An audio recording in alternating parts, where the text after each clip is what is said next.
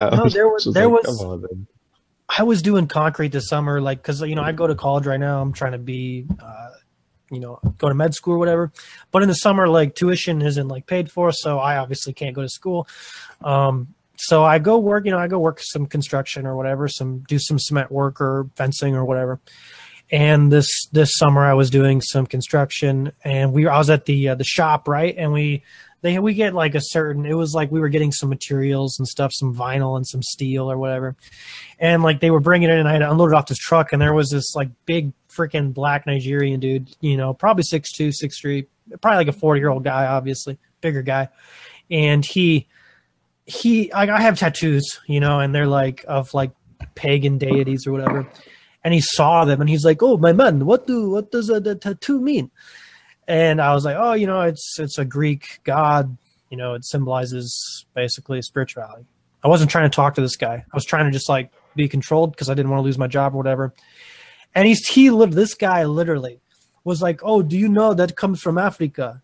That religion, it all comes from Africa. We are all from Africa." And I'm like, "Oh yeah, like you was Kangs, man. Like it was real life Kangs posting." I couldn't believe it, man. Like these people, they actually believe this shit. Yeah, I was like, what? I seriously was like, whatever, dude. Like, and just drove away. I was like, what the fuck is this guy talking about? Like, because unfortunately, I mean, you can't, again, control, man. You can't just like, because yeah, it'd be easy. I'd go get my 9mm and shoot him in the face, but you don't do that. You don't do that kind of stuff.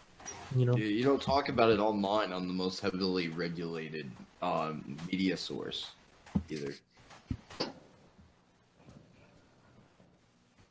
Well, have any of you guys ever been in a biology lab and you tried to explain to the teacher how overpopulation leads to disease, so it's probably just best to sterilize people in Africa? Yeah, I touch on some stuff like that every once in a while. Man, I tell you what, it's a real popular subject. I tell you what. I talk about eugenics quite a bit. It's I'm kind of known for it around campus. I'm a campus eugenicist, basically. Yeah, man, it's like it's kind of like reasonable. I mean, a lot of people, when faced with it, they have a hard time actually like denying it. They get mad or they're just like, man, he has a point.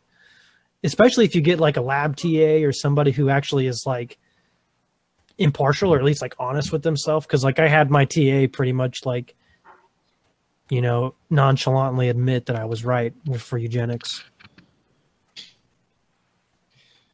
It's always an interesting moment when you get told that you're right. It's always a good moment too. Well, there was a time, there was a girl that was when I did this, she freaked out. Like I wouldn't be surprised if she was Semitic, but she was very, like, she looked like short and like sick and stuff. And Was she like very swarthy? Yeah, she was swarthy, man. She was shitty. She just got so upset and she's like, "Oh, so like, how dare you say that the best way to stop people from dying is killing them before they're born?" And like, like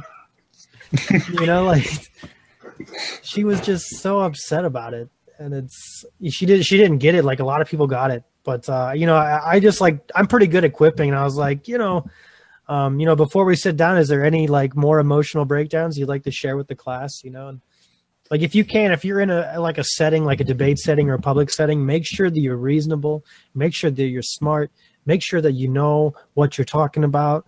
And when somebody tries to combat you rhetorically, just make fun of them. Don't try to like get into a debate with these people. Like, just make fun of them. That's my advice to you, because that's what they do to you.